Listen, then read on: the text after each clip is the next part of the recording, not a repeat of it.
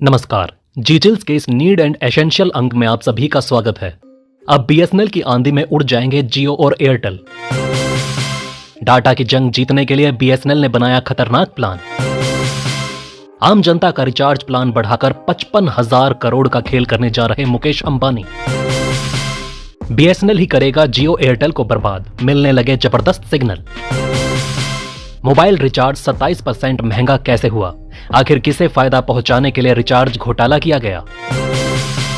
आखिर किसने किया था बीएसएनएल को बर्बाद, किसने लगाया था इसके 4G लॉन्चिंग पर रोक।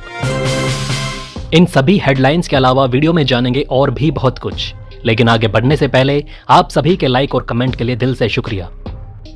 दोस्तों, अंबानी के बेटे की शादी का दहेज और न्योता आखिर भारत की गरीब जनता क्यों दे।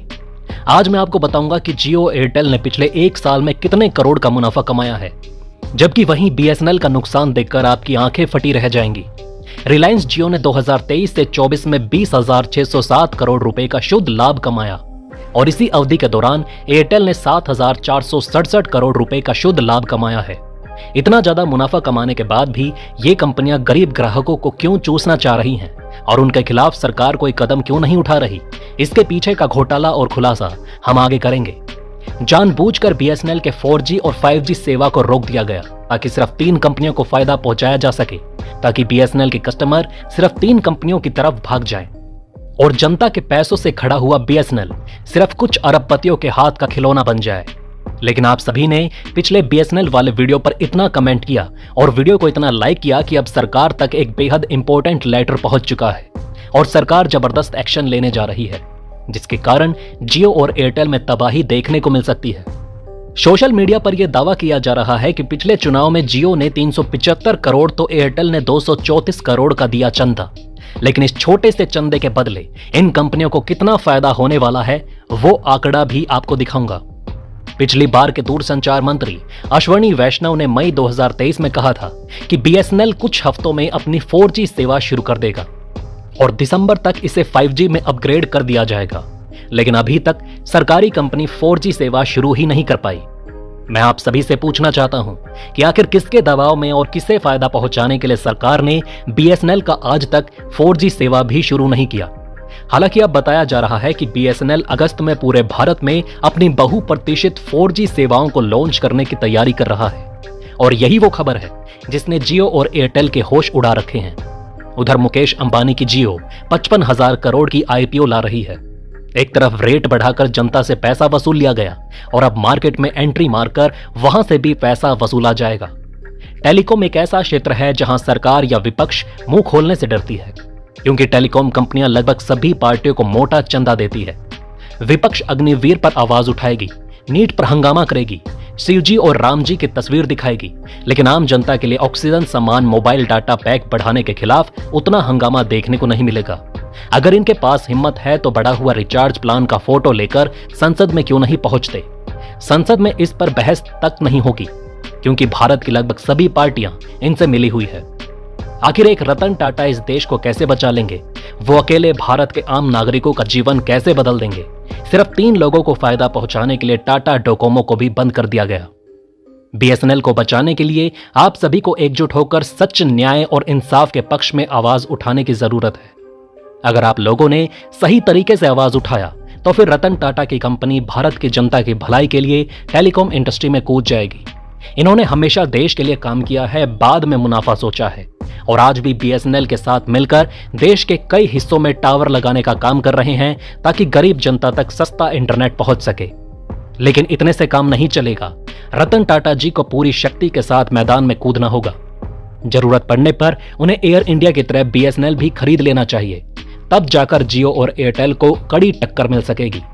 अगर आप मेरी बातों से सहमत हैं तो अपनी राय जरूर लिखें। हालांकि मैं आपको बता दूं कि इस वक्त बीएसएनएल 5,000 करोड़ से ज्यादा का सालाना घाटा रिपोर्ट कर रही है और यह पैसा जनता की जेब से दिया जा रहा है। जनता को जब एक बार किसी सस्ते चीज की आदत लग जाती है तो वो उसी में मदमस्त हो जाते हैं और बाद में उसे पाने के लिए वो जुल्म सहने के लिए भी तैयार हो जाते हैं। जनता की इसी बुरी आदत का फायदा भारत के पॉलिटिशियन और बिजनेसमैन मिलकर उठाते हैं। खाने के लिए आप लोगों को अनाज मिलता रहेगा। इन लोगों से कागज पर इनके अंगूठों के निशान ले लूं ठाकुर? अभी नहीं, पहले इन लोगों को हराम की खाने की आदत पड़ने दो, उसके बाद जनता को फ्री में सिम बांटकर उन्हें फ्री का डाटा देकर सबसे पहले छोटे मोटे टेलीकॉम प्लेयर जैसे कि Aircel, Tata Docomo, Uninor, hatch जैसी टेलीकॉम कंपनियों को पूरी तरह खत्म कर दिया गया। और फिर बाद में मात्र 3-4 कंपनियों ने मिलकर जनता को जाल में फंसाने के लिए अपना कार्टेल तैयार किया।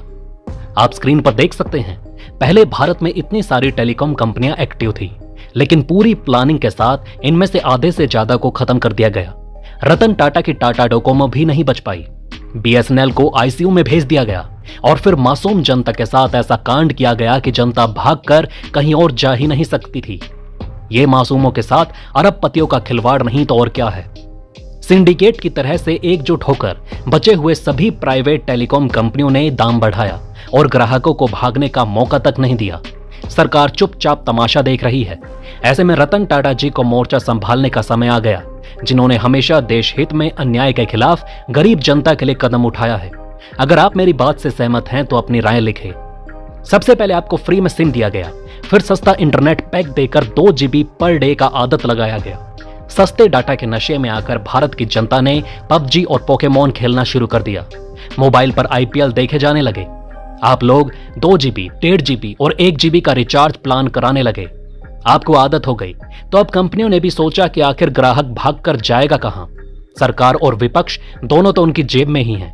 उन्होंने सभी पार्टियों को चुनाव में चंदा भी दिया है। पहले से तो मुनाफा हो ही रहा था, 15 से 27% बढ़ाकर अपना खजाना फिर से भरते हैं। चुनाव में दिया गया चंदा वापस वसूलते हैं। आप नीचे मुझे कमेंट में बताएं कि आखिर ग्राहकों का सुनने वाला है कौन। उधर सोनिया गांधी के साथ 1 घंटे तक मीटिंग की जाती है और उन्हें न्योते का कार्ड दिया जाता है ताकि विपक्ष भी इस महंगे रेट प्लान को लेकर संसद में ज्यादा हंगामा ना करे और इस मामले को ठंडे तरीके से हल करे। तो फिर जनता करे तो करे क्या। दोस्तों, आगे बढ़ने से पहले चैनल को सब्सक्राइब करें, जागरूक रहें और सुरक्षित रहें। लेकिन अब मेरी बात जरा ध्यान से सुनिए, क्योंकि बीएसएनएल को लेकर कई खुशखबरियां भी सामने आ रही हैं। दोस्तों, आप हमें नीचे कमेंट में बताएं कि आखिर आप किस कंपनी के सिम कार्ड को सपोर्ट कर रहे हैं। देखिए, साफ साफ कहें तो भारत के टॉप 3 प्राइवेट टेलीकॉम ऑपरेटर्स जियो, एयरटेल और वोडाफोन ने अपने रिचार्ज प्लान की कीमतों को 10 से 27% तक बढ़ा दिया है।